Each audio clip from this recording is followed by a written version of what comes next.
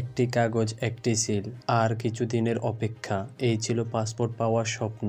কিন্তু পুলিশের ঝামেলা, ঘুষ, দালালের দৌরাত্ম্যে সেটা যেন দুঃস্বপ্ন হয়ে উঠেছিল। তবে এবার বড় পরিবর্তন আসছে। পাসপোর্ট পেতে আর লাগবে না পুলিশ ভেরিফিকেশন। কেমন হবে নতুন পদ্ধতি, কী সুবিধা পাবেন সাধারণ মানুষ, সব জানাবো আজকের ভিডিওতে।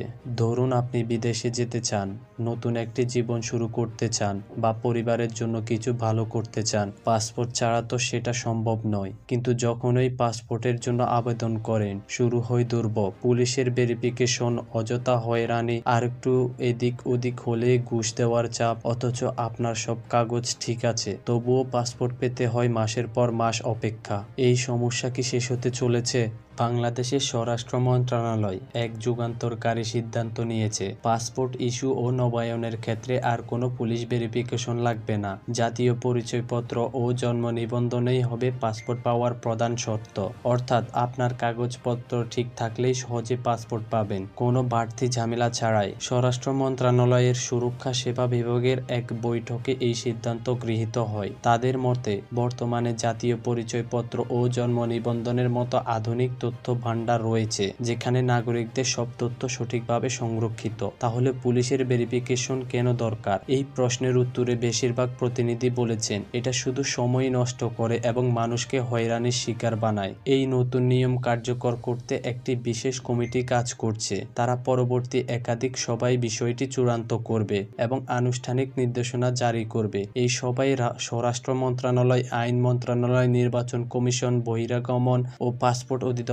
সহ বিভিন্ন সরকারি দপ্তরের উচ্চপদস্থ কর্মকর্তারা উপস্থিত ছিলেন।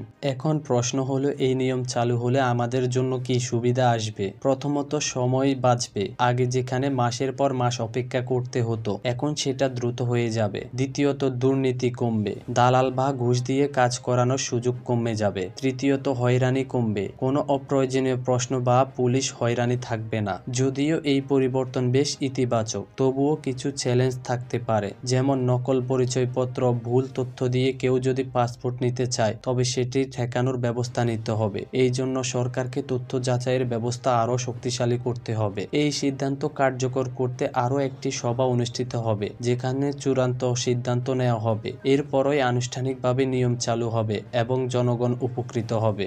বাংলাদেশের পাসপোর্ট ব্যবস্থা বদলে যাচ্ছে। পুলিশের ঝামেলা ছাড়াই সহজে পাসপোর্ট পাওয়ার দিন আসছে। তবে আমরা কি সত্যি দুর্নীতিমুক্ত ও হয়রানিমুক্ত পদ্ধতি পাবো, নাকি ভবিষ্যতে নতুন কোনো জটিলতা তৈরি হবে? আপনার মতামত আমাদের কমেন্টে জানান। আর যদি এই তথ্য উপকারী মনে হয়, তাহলে ভিডিওটি শেয়ার করতে ভুলবেন না। আপনি কি এই নতুন নিয়মের পক্ষে, নাকি মনে করেন পুলিশের ভেরিফিকেশন থাকা উচিত ছিল? কমেন্টে জানান।